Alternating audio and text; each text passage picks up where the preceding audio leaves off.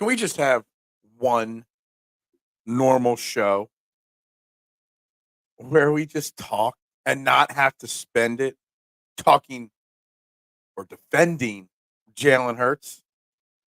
I wrote this show title and description and plan out yesterday afternoon. And then later in the afternoon, evening, I start seeing more Jalen Hurts slander or commentary from the peanut gallery. So here we are again, having to talk Jalen Hurts again. Phillies still dominating. Matvei Michkov. The watch continues. Trending in the AM. We're live with all your thoughts, opinions, topics, anything you want to talk about on this Friday. We're live in 60 seconds.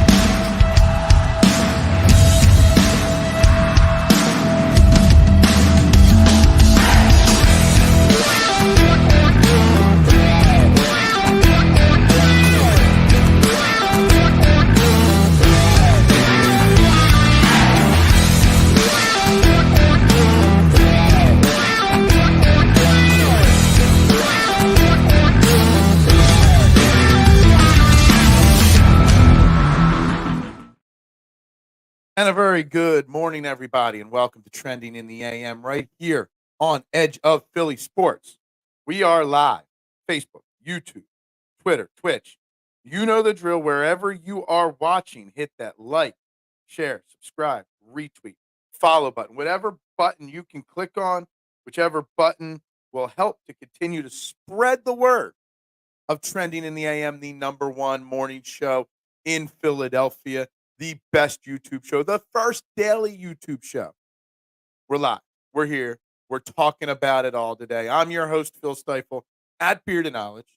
That is where you can find me if you want to find me on any social media platforms. And guys, I made the can we have one show with no Jalen Hurts slander topic or title, before the Kenny Pickett versus Jalen Hurts slander started going around the intra-wide world web. That wasn't the reason I titled it. I titled today's show the way I did in reference to yesterday's show, where I feel like this is just going to be a reoccurring thing for the rest of my life of doing this. As long as Jalen Hurts is the quarterback, I'm going to be defending him. And, it doesn't matter what the guy does. There's going to have to be defense of him.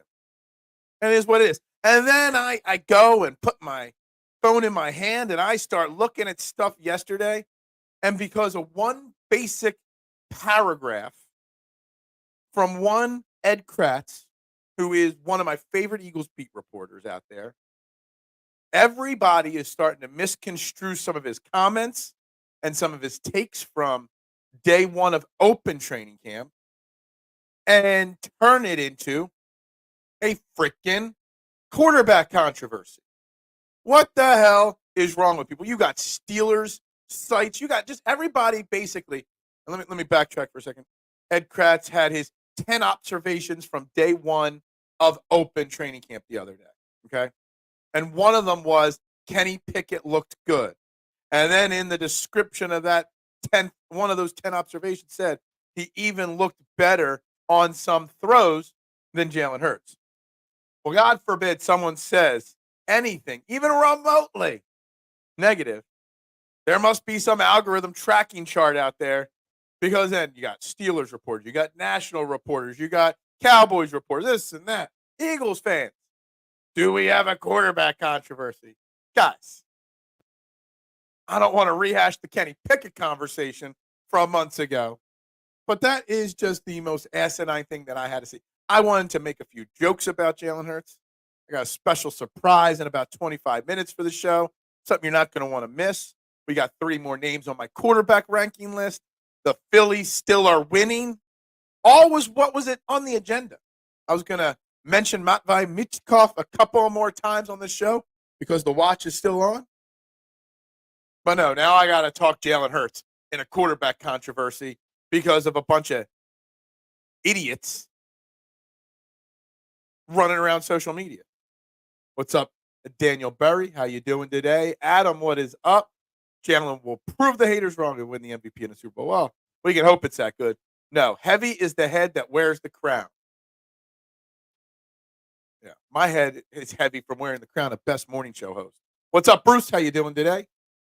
Phil, thank you again for standing up against racism. At least we know a lot of criticism against Jalen is from a lot. I don't know, but there is definitely some. And I almost got into that conversation off the air with somebody yesterday in not a good way, but I chose not to. It's definitely something. Definitely. Nobody's being ignorant, but there is definitely some people that believe and think, and I guess there's some validity to their argument that some of the national hate is racially, motivated. Now, there ain't no lie that we've heard owners say, you're not what we want appearance-wise to be the face of our franchise. I'm a big Eagles fan. Happy for you being an uncle. There's no pass rush when Kenny was throwing the ball around. Yeah, dude. The fact, all Ed Kratz did was say that Kenny Pickett looked good in his first practice that the media could watch. And that Jalen Hurts missed a few throws. And all of a sudden, 80% of the world that's either against the Eagles or against Jalen Hurts. Whew, I saw like a Pittsburgh blog site basically copy and paste Ed Kratz stuff and claim it was theirs. Let me tell you something. That Pittsburgh podcast group was not at practice. And the fact that I've got to discuss this stuff is disgusting. I talk what's trending. This is what's trending. I could be talking about our Phillies. Another 6-game winning streak. Another series sweep. They've already got as many series sweeps as last year's entirety, and we're only a third of the way through the season. I'd rather discuss the fact that the Phillies aren't getting respect because of the players and the quality of players, their teams, that they're playing against. But no, we can't talk about that because there's more Jalen Hurts talk, and it's annoying. Yeah, well, I already put that one up there. My bad. My mark is I star the comments. That's where I know to go back. I forgot to star that. Takes time to develop chemistry, but they do seem to like each other. That matters. Kenny Pickett and Jalen Hurts seem to get along. That's good. What's kidding? Who's kidding? Let's go, Birds. I am still in. Yeah. Whatever your first comment was, I must have missed it because I don't know what you were saying there. That too. Ben Simmons looked good in an empty gym years ago too, dude. Marshawn, that's a great little.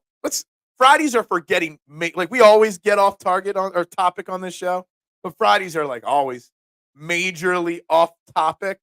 We always go off the rails during the offseason. During the season, it's predicting Eagles games. But has there ever been an athlete so elite in gym highlight reels and so bad in the field or court or ice or wherever the pitch? Has there ever been a player with as much hype? Whoever Ben Simmons' PR team is deserves $1 million raise because they're amazing. I don't know if I've ever seen, and I was watching somebody else share a highlight clip of somebody. I don't even know if it was a football or a basketball player the other day. And I was watching it. And I was like, and everybody was hyping up how the person looked. And all I wanted to do was comment Ben Simmons in the comment of the video. And I didn't. I don't know why I didn't, because I don't even remember who it was. And I'm like, people just fall for these workout videos, these training videos, and think it's the end of the world. And I know there'll be a Jalen Hurts hater out there where we get all hyped about his squat videos. It's a little different of a situation. Ben Simmons out there knocking down threes with nobody guarding him in empty gyms. Well, they're not empty. There's his 47 people that he has filming everything he does from different angles. This guy spends so much money. He's got to stay in the NBA just to cover his I don't know, what do you call them? The people that follow him around with cameras. His camera crew. He's got to pay their salaries every single day. It's ridiculous, and I love it. But I don't know. Is there anybody as overly hyped in videos with as little success as Ben Simmons? I don't know if I've ever seen anything like it. Hurts has looked like as at times when most would have sat out. So I ain't buying. Yeah, Jalen Hurts fights through it all, and yeah, he's had his moments, and he had a down 23 for sure. Can he be better? Absolutely. Do I expect him to be better? Without a shadow of a doubt. But the thought process as a content creator, as a media member, as a reporter, and this is not a bash on Ed Kratz, because Ed Kratz did not do this. But what's got to go through your mind, okay, as anything, with a following or a platform, to try to start the narrative that there's a quarterback controversy in Philly between Kenny Pickett and Jalen Hurts. You must be literally, physically insane to do that. You got to. Got to. I don't think Markelle Fultz's gym highlights were as crazy as Ben Simmons. There were gym highlights when he was trying to recover or return or do his thing. But we only paid attention to the Markelle Fultz thing because we were trying to see in those videos if he was cleaning up that awkward push shot that he randomly developed. Because that was it. Remember, he started pushing the ball instead of shooting the ball. And honestly, if you go back and watch some of his Washington highlights, he didn't have we were kind of blinded when we first got him. But his highlights, his shooting form has always been questionable. He just made a lot of them, in college. And I'm not talking about college film not translating to the pros. I'm talking about gym highlights more so. And they edit the crap out of his shooting videos. Yeah. Oh, my God, they edit it. Honestly, that gif of that larger dude just firing up brick after brick and not even stopping and not even realizing it, that's probably a Ben Simmons video before it's been edited. That's probably the case. What is up? The manager's off today's set means missed the comments right from the get-go today. That's what I love to see. I love to see it. Good morning, Joe. How you doing today? Philly dominated another series. Buddy of mine's were already talking about what game of the year the Eagles will be 7th at when the parade is coming down Broad. I said, whoa, slow your roll. Let's be honest. I think it's almost time. We are now, let me do the exact math with last night's win. We're 37-14. That's 51 games through the season. Pretty much a third of the way through the season. I pretty much am ready to say there are holes on this team. Yes, the team can be better. Yes. But this is not something where we have to say, well, when are the phrase, when are the wheels going to fall off? When are we going to come back down to earth? I think 51 games into the season, 7 series sweeps already, only 2 2-game losing streaks, and that's it. No other losing streaks the entire season. We're not talking about a 20-game sample size. We're talking 51 games. I think it's time to say the Phillies are for real. The Phillies are going to win over 100 games, which shocks me, but it is the case. Getting a closer would be nice. Getting Trey Turner back soon will change things dramatically. I think it's time to say we don't have to slow our roll. The expectation shouldn't be anymore that we hope we get back to the World Series. The expectations now have to be, after what we've seen after 51 games, they better make anything but a World Series appearance is a massive disappointment now at this point. I'm starting the Kenny G is greater than Saquon controversy to distract. Okay. I like where you're going there, K1. I do. I truly do like what you're saying there. Because it's K1. And I know you guys even get tired of me bringing it up on the show. But do you guys understand why it frustrates me? Not just because I'm a super big Jalen Hurts fan, but just because I just it's nauseating that we've got to go down the same path. Now, again, I'm doing a show 5 days a week, 90 minutes a day. There's going to be overlapping conversations from time to time. But I feel like I got to bring this up all the time. We could be talking Kenny Gainwell, Saquon. We could be talking what's Saquon Barkley going to look like in the offense. John Ross brought in. Guys, you thought Quez Watkins was bad? There's a part of Eagles Nation is hyped that the speedster John Ross is here. Man, if John Ross even makes the roster, I'm going to cry. Because we could be talking that, but we're not. Our guy, Al Thompson from Football Stories, was at OTAs. He said Pickett looked good on some throws. He also said Hurts looked really good as working on all offseason. Exactly. Basically, Al, all that happened was Ed Kratz had his 10 observations from the day one of them being at camp. And then one of those observations was Kenny Pickett looked good. And I'm paraphrasing, but basically the line is, after one day, I'm not as concerned if Jalen Hurts had to miss a game or two about the success potential of the Eagles. Basically, in my summation, saying that we're in a better spot than the last couple of years when Jalen, better than when we had Gardner Minshew, better than when we had Marcus Mariota. That's all Ed Kratz was trying to get at.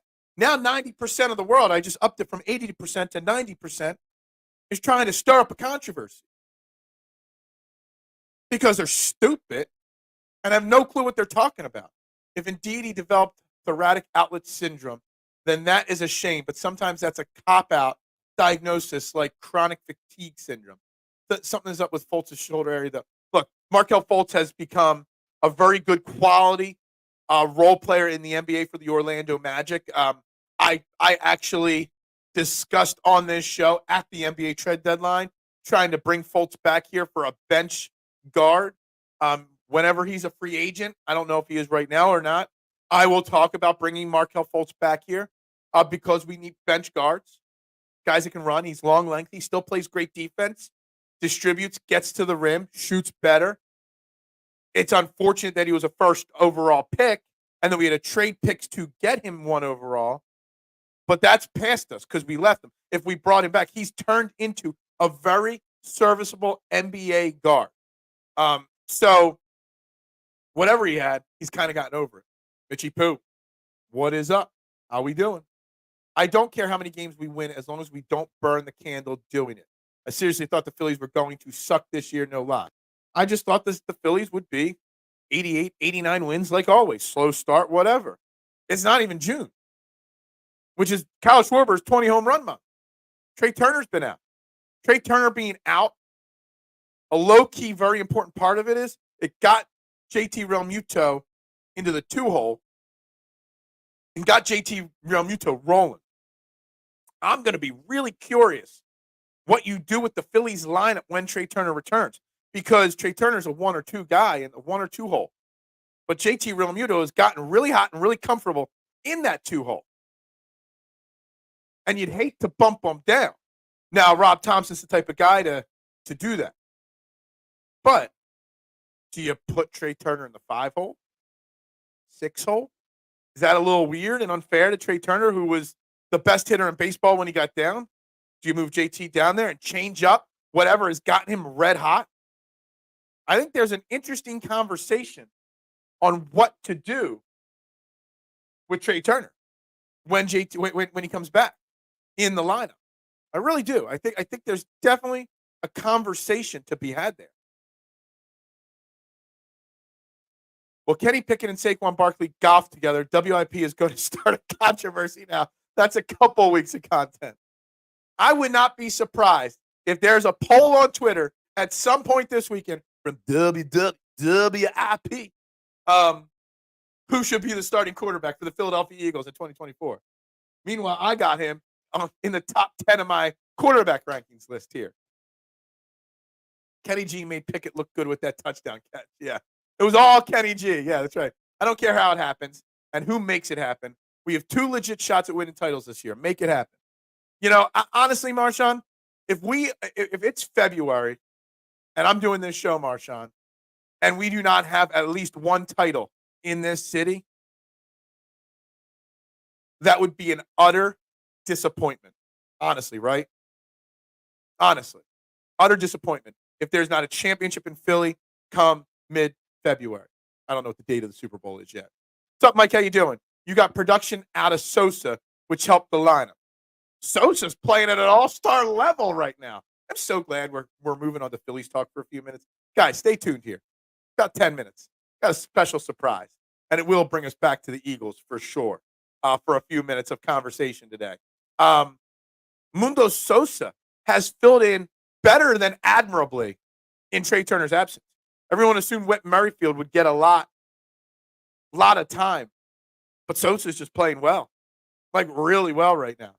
So you got to love that, Mike. I'll start the controversy for you. Wheeler Nola Ranger is greater than Halliday Lee Hamels. Wow. Joe, I got to write that down. Got to. Wheeler Nola Ranger greater than Cole, Doc, and Lee. There's a post coming up from Twitter from later. There it is. Well, I don't know. It's Friday. I don't really get on Twitter too much on Fridays. But there's a post. Now, it's only been a third of the season. But, man, if we win a World Series, that other trio did not. I don't know, Joe. There's a controversy to start that at least you can have some debate over. Matty B has the right idea with trading Cody Clemens unless you believe he is truly improving. Yeah, I mean, I'm not a Cody Clemens truther like others. Cody Clemens is an okay player on a bad team. He's a borderline bench player on a good team. When Trey Turner comes back, I know everybody wants him to send down Rojas or Pache. I don't disagree with maybe trading him. His value is at its peak. A bad team might want a Clemens name in their locker room for ticket sales and whatnot. Plus, if you've got a hole, he could play multiple positions. On a lesser team, I would absolutely put him on the trade market. I don't think there's any. He's 28 years old. He's not a part of the long-term future of this team at all. Cliff Lee got Nola wiped down. Facts, at least one title, 24-25. It has to be. There has to be one title in this city. I would hope that at least both teams are playing for the title. Actually, let me rephrase this because you never know what happens in a championship game or in a best-of-7 World Series. Both teams, the Phillies and the Eagles, better be playing for their respective titles in the final round, final game of the season. That would be an utter disappointment if both don't make it. What is the surprise? You're going to have to – there's already been hints, okay? I used to think Joel Embiid was a monster, and he steals the Sixers draft pick skills to make himself a superstar like that Jordan movie. Oh, okay. I got you. Looking in the crystal ball, Phillies win the World Series. Where would you rank Rob Thompson as manager for the Phillies all time? Is he above Charlie? If he wins one World Series, I don't know if I'd put him ahead of Charlie. I think Rob Thompson's job as a manager is a lot easier than Charlie Manuel. There was a lot more talent on Rob Thompson's squad. Charlie Manuel had great talent, don't get me wrong. But he had Kyle Kendricks of the world, Jamie Moyers of the world, Joe Blanton. He had a go between Jeff Jenkins and he had platoons all over the place. Now Rob Thompson's got a $300+ million payroll. Rob Thompson's got probably multiple future Hall of Famers on his team. There was no Hall of Famers on the Phillies 08 team. So, and that was my first lifetime World Series championship. Well, I guess the Sixers won when I was alive, but I was like 3. But that was my first real championship. So Charlie will always be number one to me.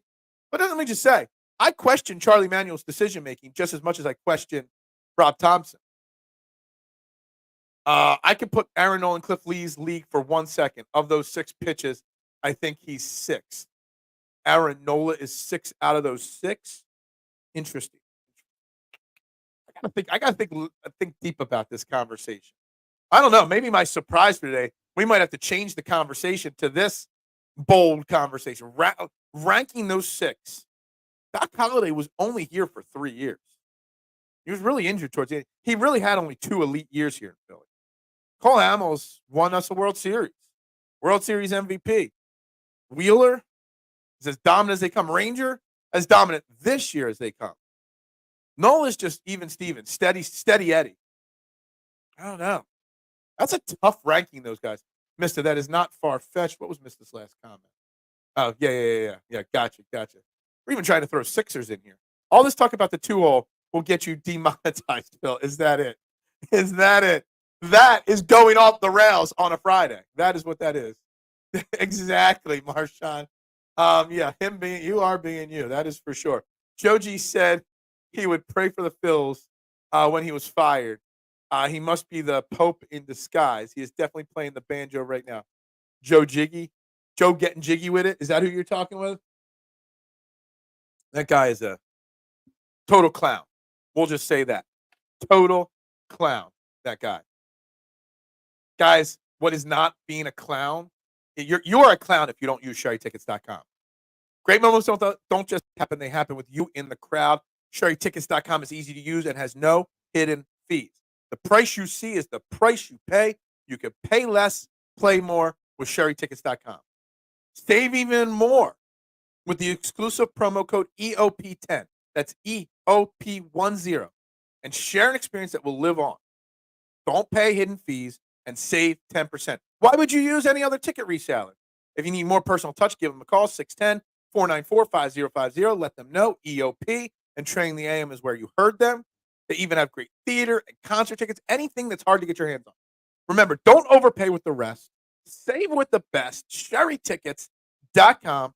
Promo code EOP10. SherryTickets.com. 610-494-5050. And right back to the comments. Joe getting jiggy with it. 4-9. I agree. I'm not a big Nola fan either, so I know about the contract. But how long do we wait to see Casty start to look? I got into it with a lot of people, and there was one person specifically on Twitter that just kept quote tweeting everything I said yesterday with the same stats. He goes, Brandon Marsh still can't be an everyday player in Rob Thompson's lineup, but Nick Castellanos can. Now, Nick Castellanos hit a bomb yesterday, so that argument was moot yesterday. But, yeah, how can you keep running? Nick Castellanos has not sat once yet this year. He started every single game. And I know part of it is because of his contract, that they don't want him sitting. But at some point, you need Nick Castellanos to turn it around. And there's that old adage in baseball. When you are struggling as a hitter or a pitcher, skipping your turn in the rotation or being benched for 2 or 3 games in a row and being told you're not even pinch hitting, just take the day off. Hell, sometimes it's been done where you actually send a player home for a few days just to clear their head, get away from baseball. It helps. But no, Rob Thompson just keeps trotting him out there. Hell, was he in the 5 or 6 hole yesterday? Where was he in the lineup yesterday? He was in the 5 hole yesterday. Ahead of Bryce and Stott, who's the hottest hitter in May. Nick Castellanos did go 2 for 4 with the home run yesterday. These guys averaged up to 206. His OPS is still under 600. Like, at what point do you just stay? Chill out. Long ball season is upon us. It's June. It's hitting weather soon. Hitting weather. Things are going so well that Schwarber is near 220. Casty is starting to heat up. He will be there when he needs to be. Yeah, Schwarber was hitting like 160. Like, if we think Nick Castellanos is bad right now, just remember, Kyle Schwarber was even worse last year at this point. And Rob Thompson stuck with him. And again, it's like everything Rob Thompson does, I question it. But I at least even admit now at this point, for some reason, the dude is like Teflon. Shit just bounces off of him. He makes a questionable decision, it works. He makes another one, it works out. Long-term goals, doesn't make sense, it works out. Literally, whatever Rob Thompson touches, AE does with managing the ball club, it works out. And it doesn't make sense where some of it works out, but it does. Now, it will ultimately work out if we get that World Series trophy back in Philly. The more I learn about science, the more I believe in magic is real. Casty is entering his more selective phase, and that usually means good things. The fact that he's got to have a selective phase, that we actually have a name for it like that, it's not ideal. Not ideal at all. Yeah, it's just not, Noobs. It's not. It's kind of crazy. But it is where we are with him. And honestly, someone was telling me yesterday, well, we're going to trade him to the Marlins. It's almost impossible to trade Nick Castellano because of that contract. So we've got to find a way, whether it's Rob Thompson's way, I just let him play through it, or whatever. All right, we got a special guest joining us here. An unadvertised special guest, so I'm just going to fire through, liking some of these comments. What's up, elephant in the room? Guys seem to keep it fresh. Yeah, all right, we're just firing through these here. All right, so joining me on the I Have No Sponsor hotline, even though we have like 5 sponsors, the name sticks. All right, this is a battle. This is not Dan Cilio, but it's a pretty damn close second place. Going on, Phil? How you doing this morning, my man? I'm doing well. Thank you for having me on. I appreciate it. No, you know what? We do some battles, some friendly banter back and forth. And, you do great work on your show and on Phillies post-game shows. And I know the conversation has been trending towards the Phillies in today's conversation.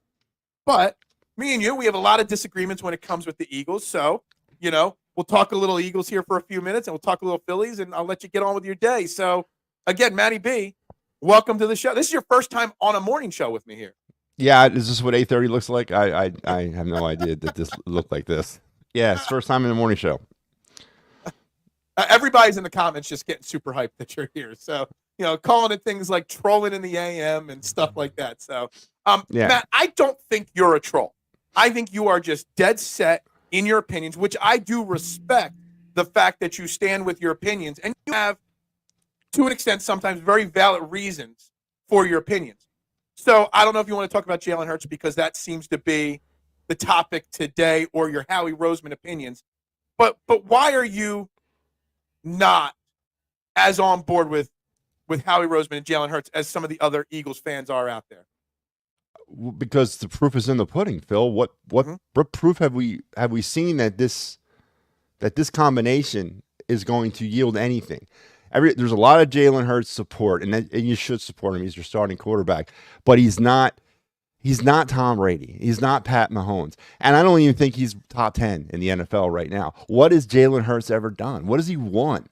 His entire life, at least as far as I know, when the going got tough for Jalen Hurts got going out.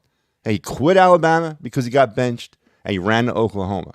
Now, I'm not saying that Jalen Hurts is the problem of why we're not a Super Bowl champion. He's part of it, but he's not necessarily the solution either. Jalen Hurts has given you one amazing season in 2022. One. And the rest of it's been mediocre to a little bit above average. But yet we want to put him on a pedestal that he's untouchable. This latest thing with Kenny Pickett, listen, why not? Why shouldn't there be an open quarterback battle in camp? Why not? What has Jalen Hurts done to solidify his spot as a starting quarterback on this football team? You know what he's done, Phil? He's done what a lot of other things in this current state of the Eagles are. We as a fan base want to believe so badly. Oh my God, he's our quarterback. So we want to believe he's the answer so badly that we get uber supportive to the point where don't talk negative about him because we don't have a quarterback problem here. We're fine. This is not a problem. We don't have a quarterback battle here. Jalen Hurts is the guy. We are going to fool ourselves into thinking a man who has not won anything as our starting quarterback is untouchable. He's not untouchable. And that's the problem with the Eagle fan base these days. We've accepted mediocrity in order to satisfy our ability to think that there's nothing wrong with this franchise. There's a plenty thing wrong with this franchise. Do we forget how the season ended last year? That was Jalen Hurts, right? That was Jalen Hurts who not orchestrated that collapse, but did absolutely nothing to pull the team out of it, to a point where the offense has already admitted they went rogue like a bunch of insolent children. But yet that's the guy you're going to back? You're going to back that? That's a loser right there. That's a loser mentality to back a guy that was so, I don't know what his thinking was, but 10-1 to 10-6 or 11-6. There's something wrong there, but we're going to sit here and be like, nah, nothing wrong here. We're going to win 13 games and win a Super Bowl. It's the mindlessness of it all. It's the cult-like following without questioning anything that really bothers me. Howie Roseman, what has he done? Don't throw the Super Bowl at me, because that was like 1,000 years ago, and that was luck. He fell ass backwards into that. Howie has never been able to replicate that because he doesn't know how to build a football team. He doesn't.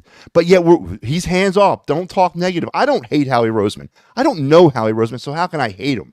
I don't respect him as a NFL GM because I don't think he's a football guy.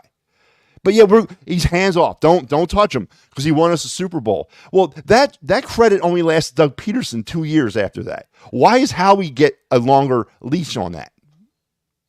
All right, so I want to backtrack because you went from because there are some Hurts things there I want to throw out to here. Yep. Some of the things I get where you're coming from on some of it. Some of it I don't. First off, I just want to say I don't agree that he quit at Alabama. What did he do, Phil? What did he do? He did leave. He He quit, Phil. Phil, say it. Say it with me. No. Say it with Phil. Phil, say it with me. Jalen Hurts quit Alabama. He did not quit Alabama. Say it, Phil. He transferred. Okay. He was in his right to, when he lost his. You get 4 years in college to play ball.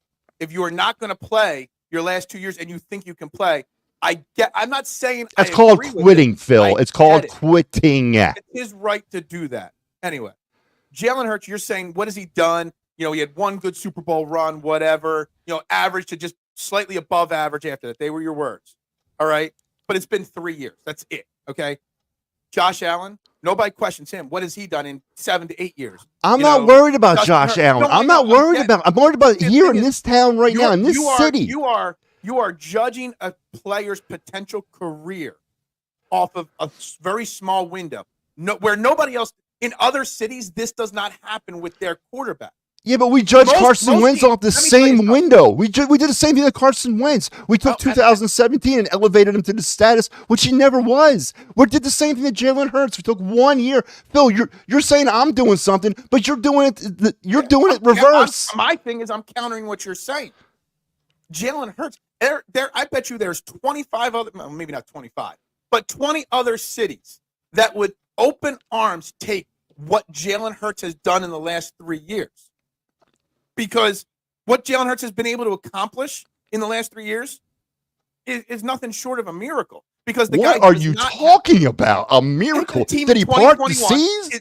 2021, his first season as a starting quarterback, a season where you were dealing with $60 million or whatever the number in dead cap, and take that team to the playoffs. That was a pretty amazing job right there. Yeah, he didn't perform flashy. 2022 takes the team to the Super Bowl. And last year, yes, he was a major part of the collapse last year. But there was, through 11, 12 weeks of the season, where he was playing at an MVP level. Are you just going to discount the MVP level for a year and a half just because of a 5-week, 6-week collapse? So you're telling me that the way he played at the start, the 10-1 start of last year, like that style of play, or what he performed in that way last year, was the same as he performed in 2022? Phil, that's not true. There was questions about Jalen Hurts. There was questions about. I disagree. There was questions about his play through the first 11 weeks. There was a lot of questions about his play. And what did we gravitate towards? We gravitated towards the offensive coordinator. We said, well, that's the problem. That's the issue. He's being held back by Brian Johnson, and that's obviously not true. I don't think it's true. I don't think it's true at all. But the beautiful thing about it, we're going to find out here in a few months. Well, yeah, exactly. And here's the thing, though. And Maddie, and here's the thing that you'll learn about me. We've only been on EOP together for a few months now. I'll admit I'm wrong. I admit it. I was wrong on Carson Wentz massively. I have no problem admitting I'm wrong. But what I'm not willing to do yet is to write it off, the potential success that he has had. Like, you are just, in my opinion, you're so focused on the negative, you're not looking at the positive that he has brought to the table. We've had more success in the last 2 to 3 years with this team than outside of the Super Bowl year. How many? What's your definition of success in sports? Well, titles obviously are number one. Okay, we'll stop right there. He's had no success then. He's had no success. Number 2 on that list is the always having that opportunity to get that championship. And Jalen Hurts has kept us in that opportunity to make championship runs. So you're telling me that in your definition, what Pat Mahomes has done with Kansas City, if he wasn't winning Super Bowls, but still getting the team to the Super Bowl championship or getting to the AFC championship, that would be considered a success for that franchise. It wouldn't be, and you know that because it'd be a failure because they're a dominant team. Mahomes is basically Donovan McNabb. I think Donovan McNabb was a successful quarterback. He didn't achieve the ultimate success, but he did have success here. I disagree with your damn definition of success. Success in sports is one thing and one thing only. It's a goddamn championship. That's it. That's all it is. That's all it is. Right. Why can't that be us, Phil? So that means 31 other teams are not so basically. Absolutely. Yes. Crush every other team in the NFL. Yes. Absolutely. Welcome to the world of sports and competition. If you're not in one, you're last. I mean, that's not my rule. That's the way it is, Phil. And the fact that we hitch our wagon, and again, I'm not saying I'm anti-Jalen Hurts. Please. I'm not. He's a good quarterback. He's the best we have. But to get get your dander all in an uproar over a potential quarterback controversy between him and Kenny Pickett, why not? Good. The best man wins the job. Jalen Hurts has done nothing to me to say that he's the lock-in starting quarterback of this football team. If somebody can supplant him, then fine, and it's a better product, and we are a better team for it. And again, but it goes back to us as a fan base thinking, you know what? No, that can't happen because we don't have that here. This is Philadelphia. Nothing can go off the rails here. We have the right guy. Howie backed up the Brinks truck maybe to the wrong guy again.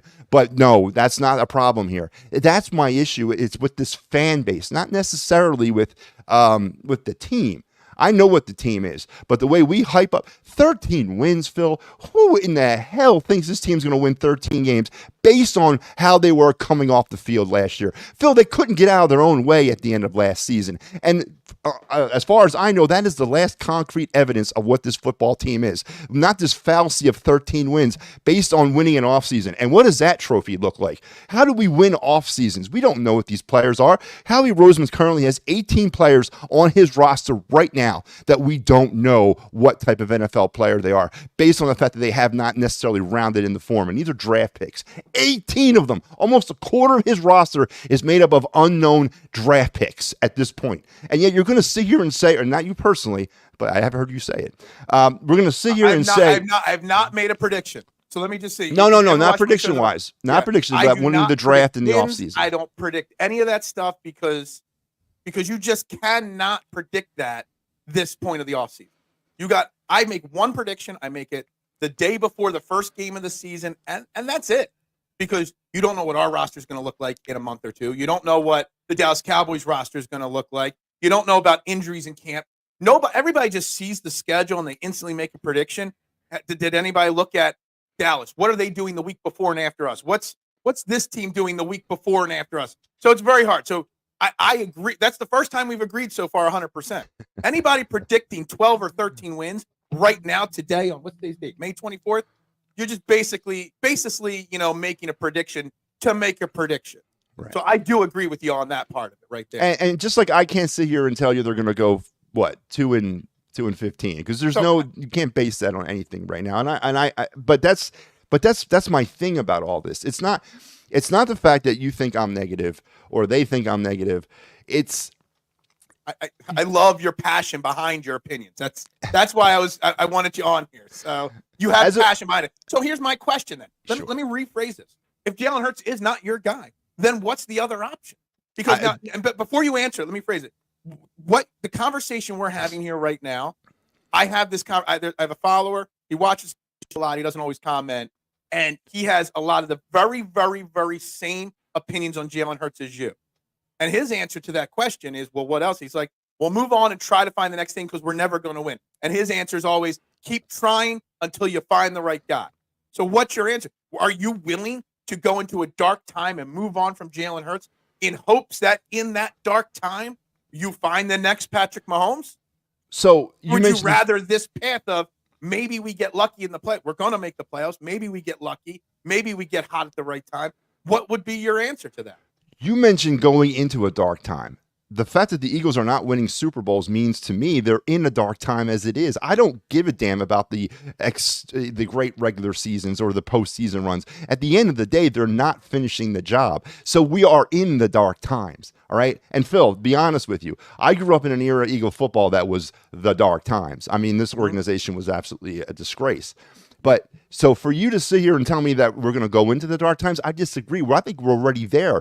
There's a bad culture on this football team, a very bad culture. We're going to find out if that's accurate or not this year. We got a head coach. And I don't know if this is fair for you or not, or not fair, or if you would agree with this or not. I am more concerned with the culture and the coaching aspect of the team than I am Jalen Hurts' ability to maybe get better and return to not to it, but closer to 2022 form. I think he could get close to 2022 in a season again. But I have more questions about the culture and the coaching than anything else. And that's where I think it all starts with. It all starts with establishing the right coach and the right culture. Right now, you got players that pretty much run the store. They do what they want to do.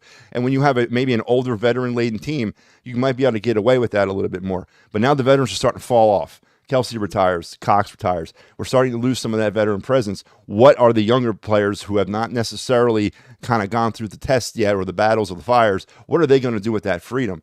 Nick Sirianni is I don't know what he is, and I don't think the NFL knows what he is right now. He is the biggest cheerleader, and all you people out there that say, well, that the coach is the biggest cheerleader, you don't know what a head coach does, because they are cheerleaders, yeah, but there's so much more involved, and I don't think Nick Sirianni is that guy, and that's a problem, and that comes from your GM who established. I'm going to ask you that question, because to me, I still think the reason Doug Peterson's not here is because once he won the Super Bowl, he wanted more say, and he wasn't going to be Howie's puppet. And look, I know I've defended Howie against your comments a lot over the last month or so of this show, but there was a time where I was just on board, just like you, on the fire Howie Roseman. Howie Roseman's an overrated GM, executive, whatever. Nick Sirianni will stay the head coach as long as he's willing to play that puppet role, in my opinion. Yeah, and because Howie doesn't want to go back to those days of Chip Kelly. Say what you want about Kelly, and I wasn't a big Chip Kelly guy either, but Kelly put Howie in his place, and Howie does not want that to happen again. So he's going to put people in place to keep his power, and I'm sure Lori's aware of all that, and that's what they want to do. But that's not going to get us Super Bowls. That's going to pad Howie Roseman's nest and whatever and set him up for retirement. That's fine. But we're not going to win a Super Bowl under Howie Roseman. Howie Roseman will never, ever, ever lead us to another Super Bowl championship. It'll never happen again. I'm telling you, Phil, it's not going to happen. The Flyers will win a Stanley Cup before the Eagles win a Super Bowl under Howie Roseman's tutelage. Howie Roseman's not a football guy. I don't hate Howie. I don't know Howie. How can I hate him? I just don't think he's a good football guy. In there all the time. Because I don't hate him. I use that all when people say I hate somebody. I'm like, hate's a strong word. Right. You can dislike or disagree, but you can't say hate unless you truly hate the person and know them to hate them. I love that you keep throwing that in there because I use that in my daily life. That line. Well, it's the truth, man. I mean, I see it here on the show, and there's some form of theatrics involved in my participation on your show. I stir the pot. That's what we do. But here's the thing. There's so much righteousness on one side of this coin coming from a lot of your fans and a lot of the fans. And that should be, again, support your team. But don't shut off the other side of the coin, because the other side of the coin are not haters. Most of it, I'm not. I'm going to tell you, I'm not. I'm as passionate as everybody else is, but I'm as passionate to win, not to sit here and accept a product that is not going anywhere. We go out and we sign Saquon Barkley, and what was the first thing I hear about from the Eagle fans? Well, he's not running on MetLife turf no more. He should be fine. Listen, guys, I don't know if you know this. Saquon's major injuries occurred all on the road. He didn't get hurt. He didn't blow out his ACL in New York. He blew it out in Chicago or something like that. Stop doing that. Stop trying to reach for reasons that you want to grab onto a player. Saquon's a great player, but we don't run the goddamn football enough to give Saquon what he needs. So obviously we're going to change philosophies in offense. That's great. How's that going to affect AJ Prima Donna Brown? He needs to get his touches a game, right? If you're going to take if you're going to give Saquon the ball more, you're going to take it away from somebody else. How's that going to affect A.J. Brown, or should I say A.J. Owens, whatever you want to call him? There's a problem there. There's a culture problem here, and it's all going to blow up on this team. Winning masks a lot of that. When they win, everything is great, but you saw it last year when they started to lose. They couldn't pull themselves out of it because they weren't all rowing in the same direction, and that has not changed from 2023 to 2024, in my opinion. All right, real quick, because I don't know how much time you have, but whatever you got, man. Yeah, but I want to. You're talking. You mentioned two things there.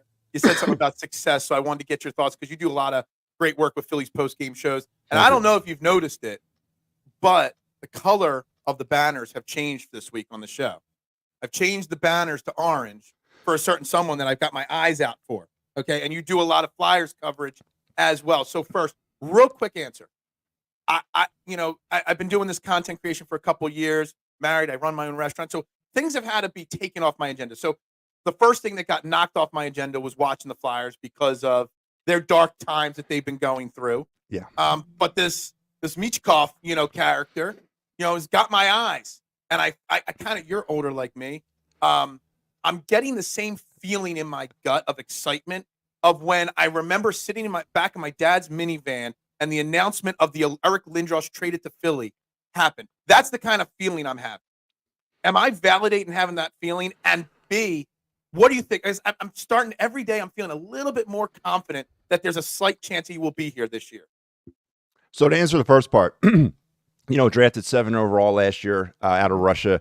The reason why a lot of pundits have said that he went as low as 7 was because of the KHL situation in his contract, that he should have been a number 2 or potentially number 1. I don't think he was ever going to go over Connor Bedard, but number 2.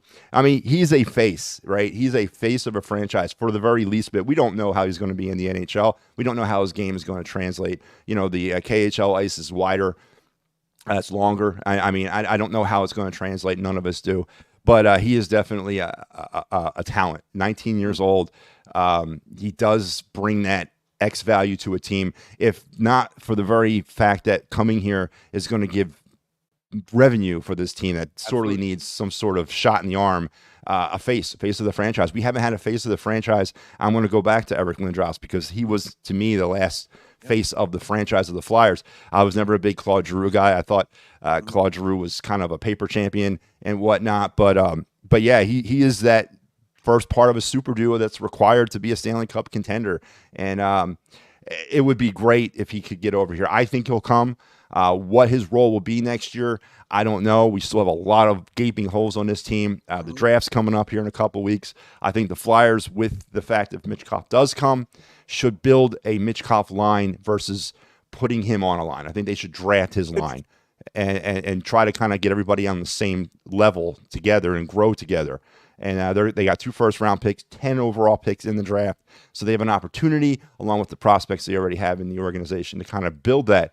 But it's all about your sights are set on the future. Do you think, because I know one of my big problems last year, I was trying to get, as they were getting better and they were playing well last year, I was trying to pay a little bit more attention. But in the back of my mind, I kept thinking, Danny Briere kept saying, we are not trying to win this year. Yeah. And you knew that even though they were winning, they were going to be sellers and stuff. And everything has been geared towards 2026 when Michkov was definitely coming over here. If he does come over here, do you think Danny Briere kind of speeds the process up a little bit and maybe becomes a little bit more aggressive to make sure that that great team around him is built quicker? Or do you think he stays on that? He seems to be a guy that's going to stick to his plan no matter what happens.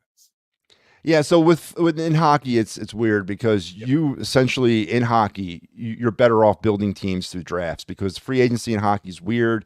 There's lots of things going on with free agency, and the Flyers specifically are in salary cap hell, and they are going to be there for at least a few more years due to some bad contracts that Chuck Fletcher gave out, some bad contracts that Paul Holmgren gave out years ago that are still on the books.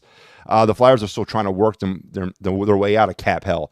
So building teams through the draft is essentially the best way to do it. The Flyers don't have the cachet to trade with other teams. We're not going to be able to bring in marquee names in order to kind of speed up this process, whatever if you want to call it a process. But they can go out and maybe make lower level trades. Hopefully get lucky on a John LeClair type trade if that could happen again. I doubt it, but I think it'll speed up in his mind of maybe trying to, push along some of the upcoming talent that they already have in the system, maybe give them a little bit more of a goose to kind of move up further and faster.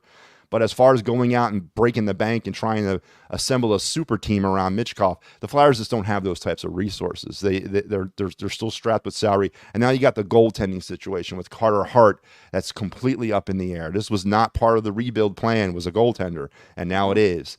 So there's a lot of other things going on.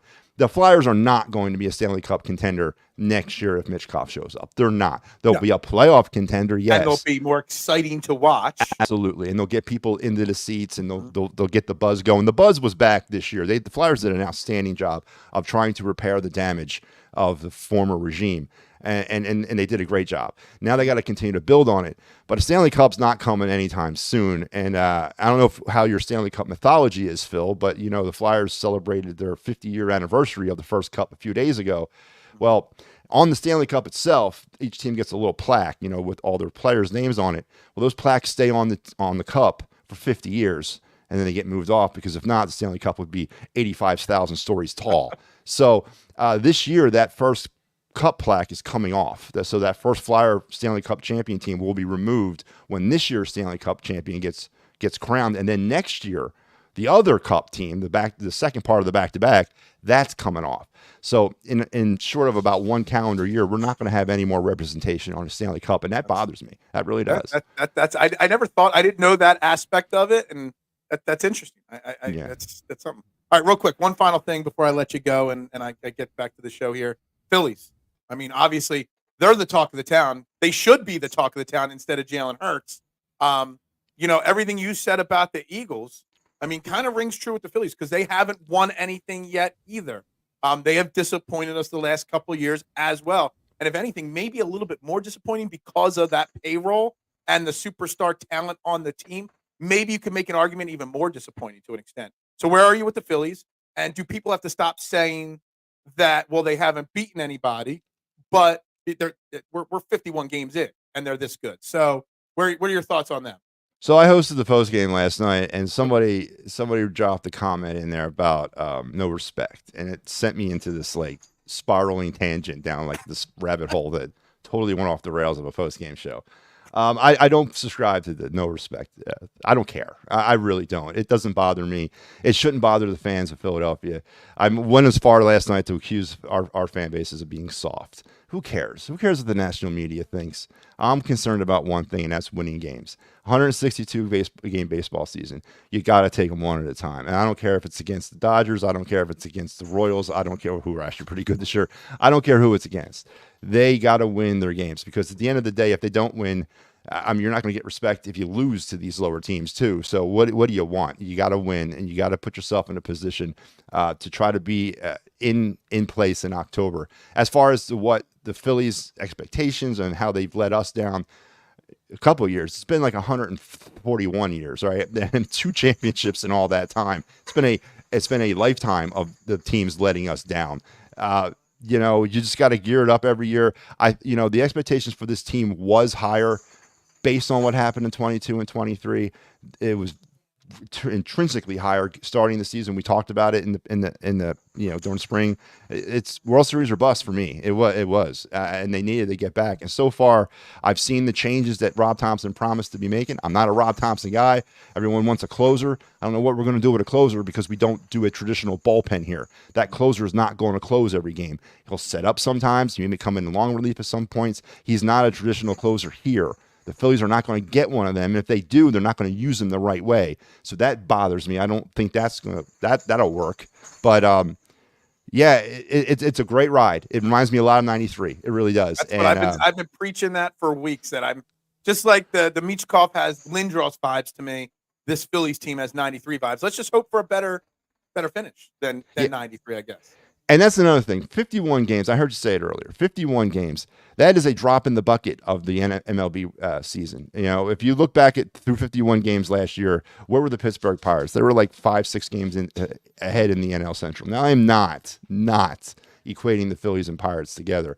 But a lot of things can happen. A 17-3 May, which the Phillies are on right now, could turn into a 3-17 June just like that. It happens like that in baseball. I'm not saying it's going to, but you got to take these things one at a time. All this talk about parades and going down Broad Street in October and thinking it up to what Eagles game is going to be on that day, that's ridiculous.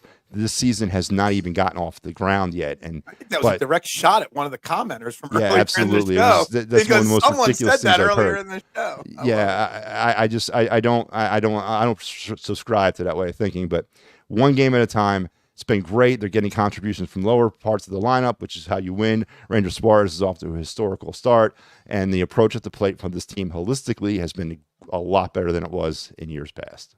I don't know that approach to the plate thing. I just don't know how it was like just something changed. I mean, Kevin Long's still here, Rob Thompson's still here. It's the majority of the same players, but something has switched. Someone joked earlier, like even Kyle Schwarber's hitting 220 right now, which is like totally unlike. Like I think he was like 160 at this point last year. So, Matty, obviously for those of you that don't know Matty B, he's part of Edge of Philly Sports here. He does his show on Mondays. He does Phillies post game shows occasionally. When can they see you next? Do you have any Phillies post game shows on the docket before your next Monday show?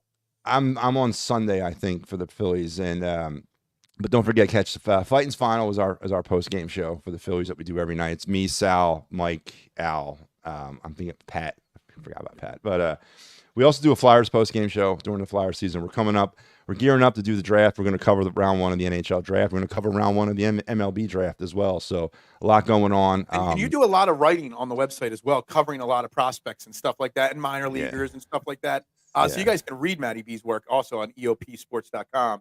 I don't do it. I don't do it voluntarily. I'm forced to do it. Yeah. Oh, you're forced to do it. Yeah, he keeps me here with gunpoint. Are you? Is that like? Is that Big Al's basement that you're in? Like, are you chained up in that basement? He lets you out. Is that why you're a little fiery sometimes because he hasn't fed you in a few days? And, he's right off camera with a cattle prod. Yeah. Hey man, this has been a blast. I'm glad we got to do this, my man. Awesome. Thank you for having me, Phil. Hey, thanks a lot, Matty. That was Matty B right there on the. I have no sponsor, but let me read a sponsor hotline. We are brought to you here, of course, by PhillySportsTrips.com. If you're a Philly sports fan and you want to travel with your favorite team, then travel with the best, PhillySportsTrips.com. They feature premium travel and tailgating experiences for the best fans ever, Philadelphia sports fans. They have self-travel and full travel packages available for any of your favorite Philadelphia teams, Phillies, Eagles, Flyers, Sixers, Union. They even offer day trips. You name it, they do it, PhillySportsTrips.com. Sign up. Let them know EOP sent you. If you want to go to Brazil to see the Eagles take the Green Bay Packers week 1 of the NFL season, you can book through them. They've got a great package. I've seen the pictures of where they're staying. Check them out. They also got a trip in a couple of weeks up to Boston to see the Phillies take on the Red Sox at Fenway. They got a day trip down to Baltimore to see the Phillies play the Orioles. And, of course, they got a 4th of July trip out to Chicago to Wrigley Field to see the Phillies take on the Cubbies. If I had not just bought a house and I was going to take a little vacation, this would be the vacation I would take because it's been a dream of mine to go to Wrigley Field. Never done it. And I've never been to Chicago. So PhillySportsTrips.com. Make sure you check them out. And one more big sponsor of the show here right now, Cherry Law Firm. If you're hurt in a motor vehicle accident, personal injury, or affected by criminal law, or just are offended by what Matty B has to say, call my man David Archerry at the Cherry Law Firm. He is here to fight for you and get you what you deserve. He's a dedicated, well-established personal injury law firm built on the promise of aiding the seriously injured throughout the state of Pennsylvania. Give him a call, 610-565-0300, or go to cherryinjurylaw.com. Let David Archerry fight for your rights. Again, 610-565-0300, or go to cherryinjurylaw.com. And let's get back to some of these comments. They just swept the world champions. Yeah, they did. That means something. Yeah, Matty B was having. Did you just miss the entire show, TMZ? You did. Matty B was on fire. Matty has games to ref and partial military pension to collect. I don't know anything about Matty B. I just met him through commenting on the show and then joining EOP a month ago. That's right. We got all the cherry bomb comments rolling in. Well, that was interesting. You know, we might not agree with everything that Matty B has to say. We might not, and that's fine. But at least he's passionate about it. And at least he's got the argument prepared to back up what he has to say. And not just one thing. Like I got into it yesterday with somebody on Twitter because of the Brandon Marsh not starting every day, Nick Castellano starting every day. And he had one answer for his argument. And every time I countered it with something else, all he would do is re-say the same thing over and over again, thinking that one statistic was all that mattered in his argument. It is what it is. But you know what? I love Matty B. I love everybody that comments on the show. And when we get back to Sixers offseason, we'll have Mitchie Poo on. And every free agent, linked to the Sixers, I'll ask Mitchie Poo, Tobias Harris or that free agent. We'll see. I saw a funny Sixers thing the other day on social media, and it was a joke about, worst case scenarios for the Sixers. And someone said that Tobias Harris would be the worst case scenario, and I forget who else would be the worst case scenario. And it got me thinking, like, what if? Jeez. Okay, well, Matty knows his Flyers should stay in his lane. He knows his Phillies too. He's just like us, just fans with a platform. Now, again, I don't agree with 90% of what he said, but I appreciate his honesty, appreciate his opinion, appreciate him giving us 30 minutes of his morning. I appreciate his conviction in his opinions. Now, I just wish he admitted he was wrong and I was right, and that's it. Everybody. But here's a question for you, Mitchie Poo. 2023 Tobias Harris or 2024 Tobias Harris? Maybe in 2024 we get Tobias Harris back. What if that's the only option? That would be a dreadful offseason. I would just leave it at that. Guys, I want to get back into something else here. Everybody's watching. There's a lot of people on here. It is time to release 3 more names on my quarterback list. Okay? I want to make sure we get this done. So I'm going to share the screen. This is where the quarterback list is at this very moment. The names released so far on my quarterback list. Obviously, number 1, Patrick Mahomes. Number 5, C.J. Stroud. Number 6, Brock Purdy. Number 11, Jordan Love. Number 14, Trevor Lawrence. Kirk Cousins and Derek Carr, 21-22. Jarrett Stidham at 27 and Bryce Young at 28 or 32. So, Mitchie Poo, you're in the comments. Mitchie Poo, you can pick one name, not named Jalen Hurts, and I will tell you where that name is. Nooms, you have been very active today in the comments. Give me one number from 1 through 32 not selected already, and I will tell you what quarterback's in that spot, and then based off of those 2 answers, then I'll decide on another one. So I'm really itching to give out 1 or 2 of these names and where they fall. So Mitchie Poo, you get to select a name, not Jalen Hurts, and I'll put him on the list. And Nooms, you get to pick a number, and I will add it to the list, and I will release that information. Maddie has Gen X scars that are younger ones may not. Yeah, that's funny. I like that. I'd rather leave the roster spot open. I don't want this to devolve into a let's bash Tobias Harris kind of show today. I just don't. So Mitchie Poo is saying he wants to know where Dak Prescott is on my list. Okay, I'm writing Dak's name down, and Nooms, you get to pick a number. So Mitchie Poo asked for Dak Prescott's number, and let me remind you. Let's look at this list. Okay, where names are. All right. So that's that. Okay. So Dak Prescott is on the top half of this list. He is. He is part of the top half. Let me repeat that. Top half of this list, okay? Dak Prescott is number 13 on my quarterback list. 32 starting quarterbacks of the NFL going into the 2024 season. I got Dak Prescott 1 tick above Trevor Lawrence. 1 tick. And I have a feeling by the end of this season, I will have Trevor Lawrence above Dak Prescott. I think Dak Prescott is actually a better quarterback than people give him credit to. He is just in an awful situation, in an awful organization, in an awful, team. I think Dak Prescott on a small market team would do wonders. I did hear some rumors. I was listening to somebody else's show on the radio the other day on XM. I forget who. And they were talking about where could Dak Prescott go next year. And they said the Raiders, maybe. I don't know if that helps him or not. But looking at some of the other teams around the NFL, a team like New Orleans or Pittsburgh or Jacksonville or I don't know. I'm thinking the Texans. They don't need one. Smaller market teams. Okay, Tampa Bay. You know, New England. Well, New England's a big market, just a terrible team right now. I think he would do wonders in other cities. So Dak Prescott, number 13 on my list. Nooms is ready to give up his spot. All right. So the next person, I gave up number 13 on the list. Anybody put a number. Anybody. Just put a number on the screen. The first number I see that's not already been announced, I will give. And I'm glad I got to, at Mitchie Poo giving me Dak Prescott, I really did want to give out one of my 10 through 15 numbers.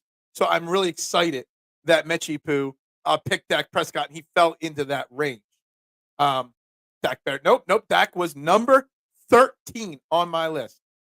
Did I see the ending of the wait? That is on my notes. That was going to be my closing segment. Okay. Was that ending to the White Sox-Orioles game. Because, again, we talk a lot about officiating in sports and how bad it is. Elephant in the room said number 20. All right. That was the first number, so he gets to say it. Yes, we will get into this again, Joe, in a few moments. Reality Check is in the house. What is up, my man? Good morning. Glad to see it. Elephant in the room wants me to pick number 20 on my list. All right.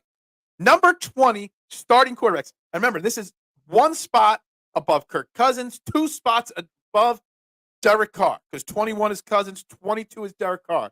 Elephant in the room wants my number 20 starting quarterback of the 2024 season. And it's none other than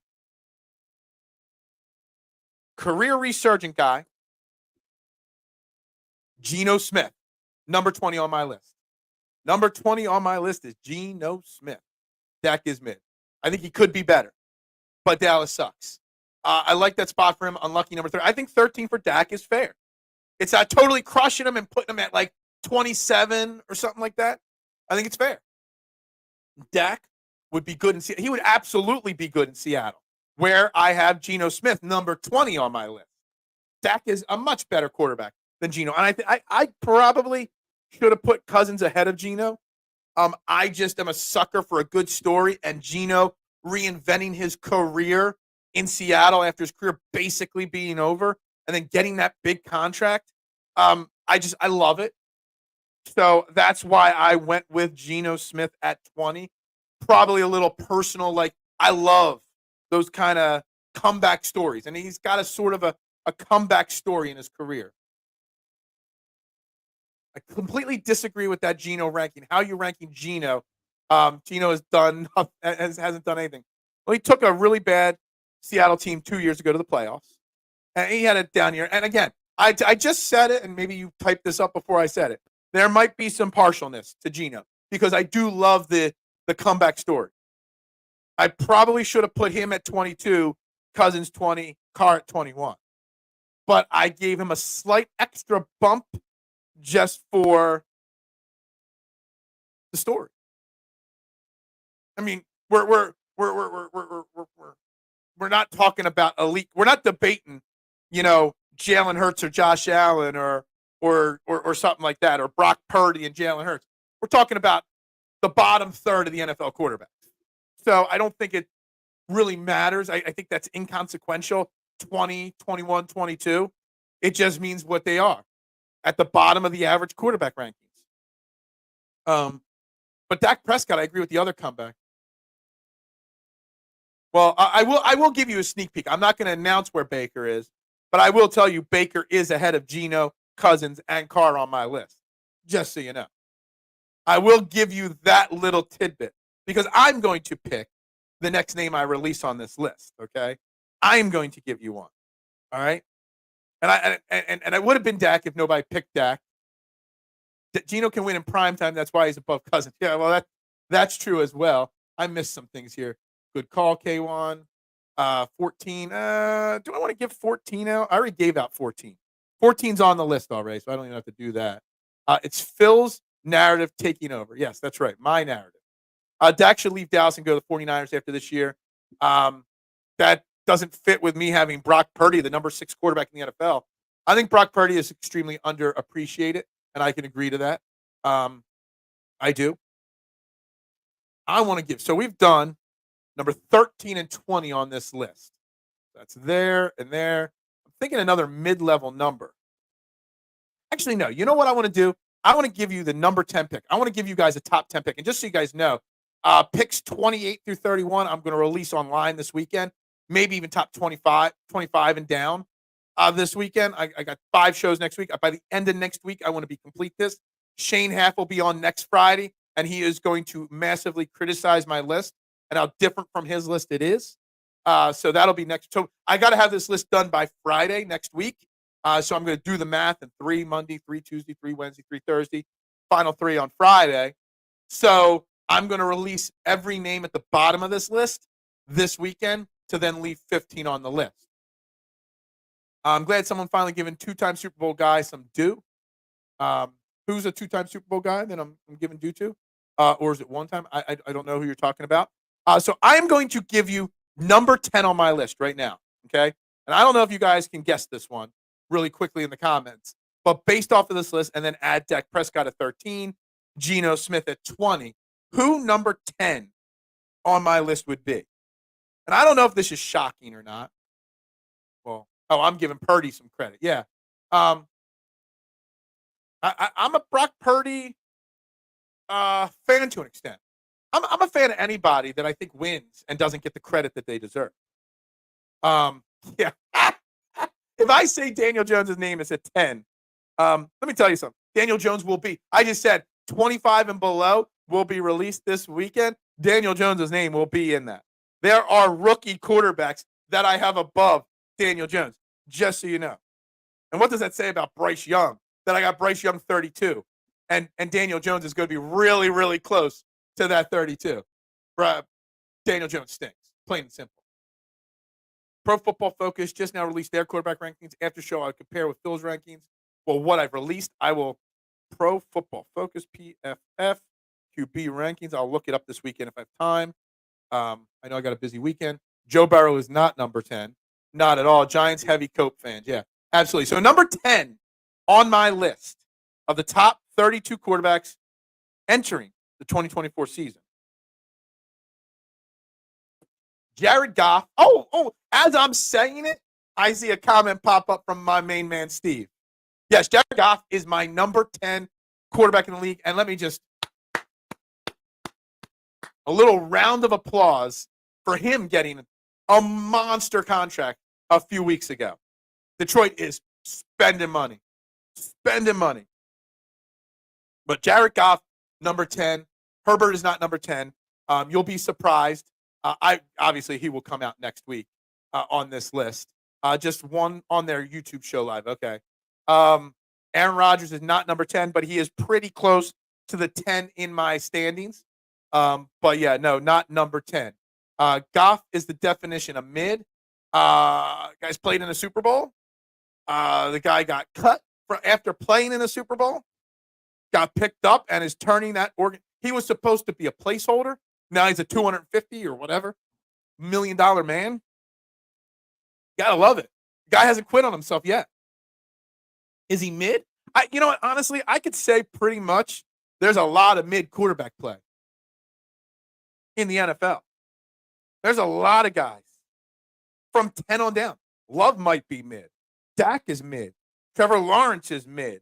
Baker Mayfield, Geno Smith, Kirk Cousins. They're all mid. There is a lot of really middle of the road quarterback play in the NFL. So somebody's got to be the best of the mid. Absolutely agree. And then adding Gibbs and adding Laporta. You know, they've given them some great offensive line weapons. You know, they've improved that defense. The Lions might prove that last year was not a fluke this year and just dominate. They might also prove that last year was a fluke. We'll find out this year. But I'm just going off of what I feel going into this season. There's a lot of quarterbacks worse than Jimmy G that played in. Remember Gannon, Dilfer, Brad Johnson. A lot of mid quarterbacks started Super Bowls, and some of them won Super Bowls. has been a Super Bowl. Goff has been a Super Bowl and 2 NFC Championship games. Yep. I think Jared Goff is very good at number 10 there. Is this list on talent or record? Because Lawrence shouldn't be 14, just as bad as Blake Bortles. Just my confidence level going into next season. This is not building a team, big picture. This is not off of statistics. My confidence level of them going to the season, if I was building a team just for 1 year, if I had a blank slate of a team and I am building my team, I'm picking this quarterback for 1 year and 1 year only, next year. Trevor Lawrence, I think 14 is fair. Some people criticized me for saying I had him too low on the list. There's some people that think Trevor Lawrence is a top 10, top 8 quarterback, which I think is completely bogus. Donald Trump had a rally in the Boogie Down Bronx. What? Who? KRS-One said he had to check in. What? I don't even know. Phil ranked fast food. Nah. Dan Campbell changed that culture. That's for sure. For sure.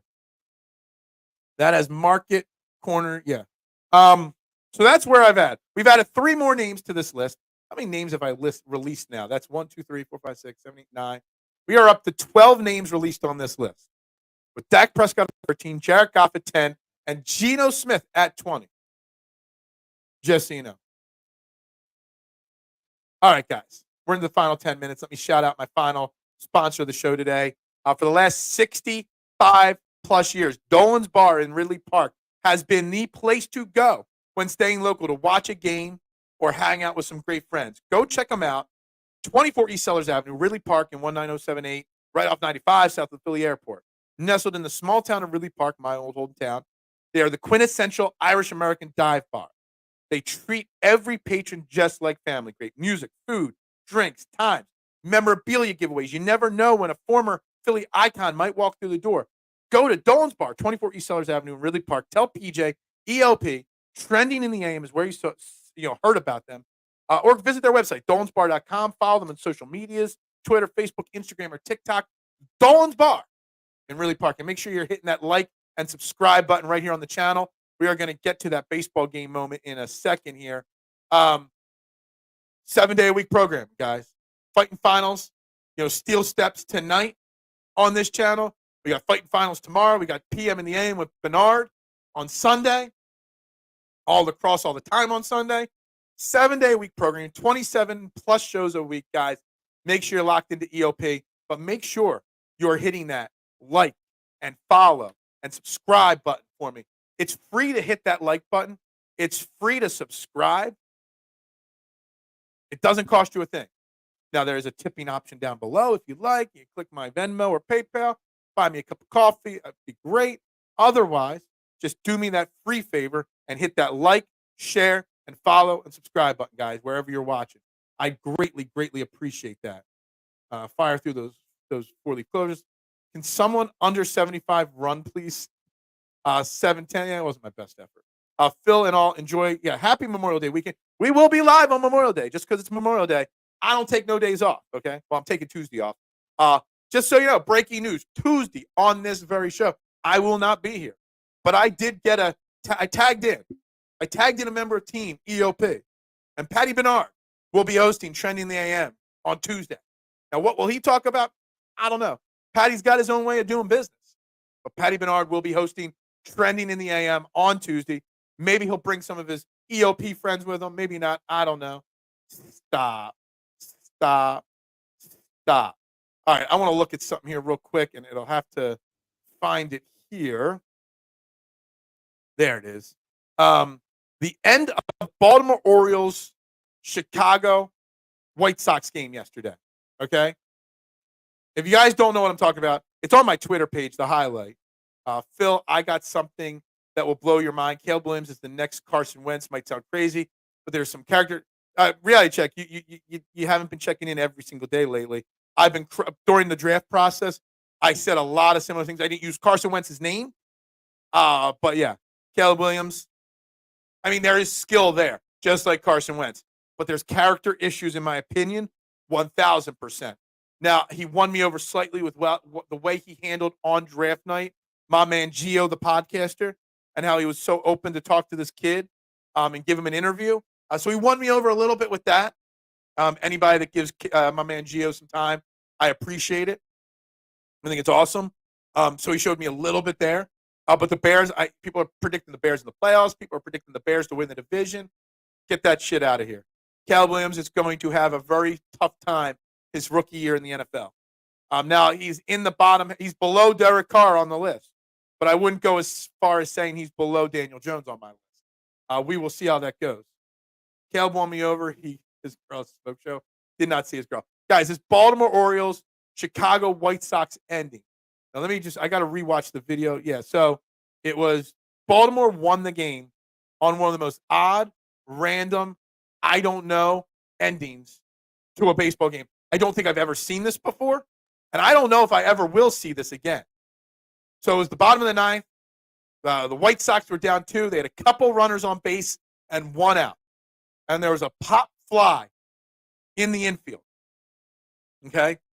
And it was called an out before it even landed. I'm drawing a blank on my mind here. On the rule. I don't know why my mind is freaking blanking out right here. But what they ended up doing is calling the runner at second for interference in the infielder that was trying to catch it. Now, did he interfere? I mean, he had to take a slight little detour, but it was already ruled an out, and it did not affect him catching the ball one bit. And they ended the game on a runner interference out call. That's me thinking negatively that the umpires wanted Baltimore to win that game. And if you haven't seen this video, I beg you to go watch it. It's on my Twitter page. You can watch. I'm sure you just type in Baltimore game ending, and it'll bring up. It is completely pathetic how those umpires ended that game. And there have been a lot of umpiring issues this week. You got the Marlins. I didn't even get to talk about it. You asked about that game. Did anybody see the ending of the Marlins-Tigers game? Well, not the ending. The middle of the game. When the umpire pointed towards the Marlins dugout and said, "You're out of here." And Skip Schumacher's like, "Who's out of here?" And the umpire says, "I don't care. Pick anybody, throw them out of the game." And it's just like a 5-minute clip of everybody saying who, even the other umpire saying who. And the umpire in that game, the home plate umpire saying, "I don't care. Just throw somebody out." It was worse than 90% of what I've seen from Angel Hernandez in that game. So we've had 2 very, very under the radar, because they haven't been talked about a lot, umpiring decisions in baseball this week. That's kind of crazy. What about Fairway? Fairway to Heaven's great every Tuesday night, 6 p.m. It was great this week. Great episode with Steve from the Attacking Third joining us. Why would we cancel Fairway to Heaven? It's the best golf show there is. Keep Schefter locked up. That's something we'll talk about this week. Again, he had an embarrassing OTA practice. Sucks to be a Bears fan. Yeah. Can you bump Young up to 32 and put Daniel Jones at 32? Daniel Jones is pretty close to 31, 32 on my list. No fairway denied. Fairways every Tuesday night, my man. I don't know what this no fairway stuff. Dude hasn't broken 20 touchdowns in 5 years. You out of here? I'm about to be out of here. Speaking of Fairway to Heaven, yeah, Homa, not on my card this week. And I'm a Max Homa guy. I've never missed a Max Homa win. I've nailed outright bets on Max Homa every single time he's won since Fairway to Heaven started, just so you know. What's a Wayne's World reference? Dina, I must miss that. It's been a long time since I've watched Wayne's World. Excellent movie, hilarious, iconic movie. But it is what it is, guys. We got to start the wrap up process here. I got to get to work. It's time. It's that time. It's time to say goodbye to all our family. Guys, we'll be back next week. Another jam-packed show on Monday for Memorial Day. We'll have fun with Memorial Day. Who knows what we'll talk about Memorial Day-wise. Hopefully, we're talking about more Phillies wins this weekend against I had the schedule up. Who are they going up against? The Colorado Rockies, I believe. Yes, the god-awful Colorado Rockies. We're out in Denver, Colorado this weekend for a series. Hopefully, things continue in the right direction for our Phillies. We will continue the Michkov watch all weekend long. Regrets, Phil has a few. I never have regrets. Hashtag no regrets. Okay? Never. Great week of shows. I appreciate it, Steve. I appreciate you joining. I got to get you on Trending the AM. Got Matty B on. I've had Patty Bernard on before, and he's hosted on Tuesday for me. I've had Mitchie Poo on in the past. It's time to get Stevie on a Trending the AM. Big Al's been on a Trending. Goal is to get every single EOP guy on this show at some point in time. So we'll move on to that next week.